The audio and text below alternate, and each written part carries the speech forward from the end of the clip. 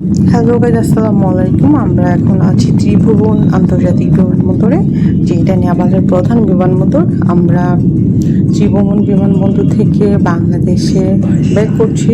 ঢাকা শাহজালাল আন্তর্জাতিক বিমানবন্দরে প্রথমে আসবো, তারপরে আমরা নেপালের 4 দিন ভ্রমণ শেষে বাংলাদেশে ব্যাক করছি। বাংলাদেশে ব্যাক করার সময় ত্রিভুবন আন্তর্জাতিক বিমানবন্দরের ভিউটা আমাকে খুবই মুগ্ধ করেছে, কারণ আমাদের এয়ারপোর্টগুলো সাধারণত হয় শহর কেন্দ্রিক, কিন্তু নেপালের এয়ারপোর্টটা চারদিকে হচ্ছে পাহাড়, এত সুন্দর পাহাড়, এত সুন্দর ভিউ। আসলে ওই দিন আকাশটা মেঘলা ছিল, এই জন্য বোঝানো যাচ্ছে না, পাহাড়টা দেখা যাচ্ছে না, না হয় চারদিকে ঘেরা এত সুন্দর পাহাড় আপনাকে মুগ্ধ করবেই।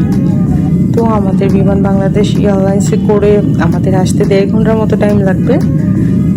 রানওয়েটার ভিডিও এই জন্য আপনাকে একটু দেখাচ্ছি, কারণ এত সুন্দর রানওয়ে, একদমই গ্রিন চারপাশটা। আসলে ওই দিন খুব মেঘলা ছিল আকাশটা, আর প্লেনে জানালা দিকে ভিডিওটা করছি, এই জন্য একটু ক্লাউডি ভালো করে দেখাতে পারছি না আশপাশের ভিউটা। গ্লাসগুলো তো একটু খোলাই হয়।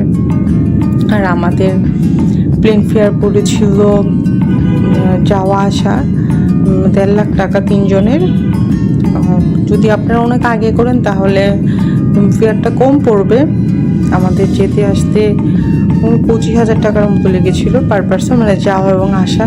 তো আপনি যদি অনেক দিন আগে করেন তাহলে মানে টাইম অনুযায়ী ফেয়ারটা উঠানামা করতে পারে, কারণ আপনি যদি 1-1.5 মাস আগে করেন তাহলে প্রাইসটা কম পড়বে। একদম আমাদের মতো লাস্ট মোমেন্টে এসে করলে প্রাইসটা বেশি পড়বে। আমরা আসলে একদমই কাছাকাছি সময়, মানে 4-5 দিন আগে করেছিলাম, এই জন্য প্রাইসটা একটু বেশি পড়েছে।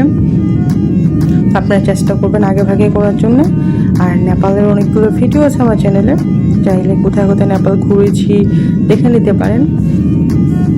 আর রানওয়েটা কেমন লেগেছে অবশ্যই কমেন্ট সেকশনে জানাবেন। যে আমার চ্যানেলটা অলরেডি সাবস্ক্রাইব করে রেখেছেন তাদেরকে অসংখ্য ধন্যবাদ। আর আমার নেপাল ট্যুরের সব ভিডিও দেখতে চাইলে আমার চ্যানেলটা সাবস্ক্রাইব করে রাখতে পারেন। আর ভালো থাকবেন আর ভিডিওটা দেখতে থাকুন। আল্লাহ হাফেজ।